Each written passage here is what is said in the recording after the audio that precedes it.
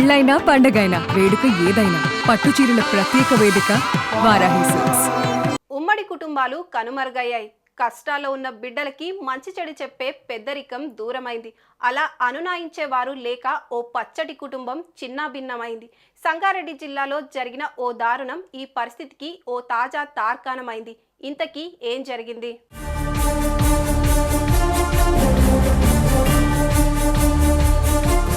మియాపూర్కు చెందిన సందీప్కి, మంచిర్యాలకు చెందిన కీర్తికి ఓ 6 ఏళ్ల క్రితం వివాహమైంది. దంపతులిద్దరికి సాఫ్ట్వేర్ ఇంజనీర్లుగా ఉద్యోగాలు వచ్చాయి.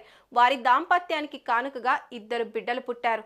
పాప వయసు 3 ఏళ్లు, బాబు వయసు 14 నెలలు. ఆర్థికపరమైన ఏ సమస్యలు లేవు. ఆనందంగా సాగిపోతున్న సంసారం. ఆ కుటుంబాన్ని చూసి అందరూ ముచ్చటపడేవారు. వీరు అమీన్పూర్లోని శ్రీధమ్ హిల్స్లో నివాసం ఉంటున్నారు. ఈ నేపథ్యంలో ఆదివారం నాడు ఎందుకు గొడవ తలెత్తిందో కానీ పాప పుట్టినరోజు విషయంలో భార్యాభర్తలిద్దరికీ చిన్నపాటి గొడవ జరిగినట్లుగా సమాచారం. ఆ గొడవ తర్వాత బయటకు వెళ్లి ఇంటికి తిరిగొచ్చిన సందీప్ ఊహించని దారుణం చూడాల్సి వచ్చింది.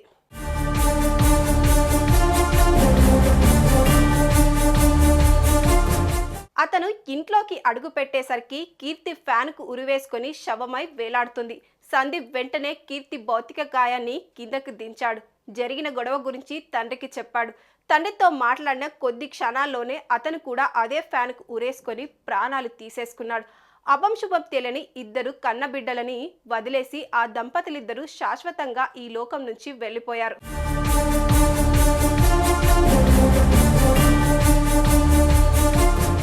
ఈ దంపతులిద్దరూ ప్రాణాలు వదిలిన సమయంలో వారి బిడ్డలిద్దరూ మియాపూర్లో సందీప్ తండ్రి దగ్గర ఉన్నట్లు తెలుస్తుంది. విషయం తెలిసి కొడుకు ఇంటికి పరుగు పెట్టిన సందీప్ తండ్రి అపార్ట్మెంట్లో అటు కోడలు ఇటు కొడుకు నిర్జీవులుగా ఉండడం చూసి కుప్పకూలిపోయాడు. కీర్తి తండ్రి ఫిర్యాదుతో పోలీసులు కేసు నమోదు చేశారు. చిన్న కారణానికి ప్రాణాలు పణంగా పెట్టేసిన ఆ దంపతుల తొందరపాటు చర్య 2 చిన్నారులను ఒక విధంగా అనాథులుగా మార్చేసింది.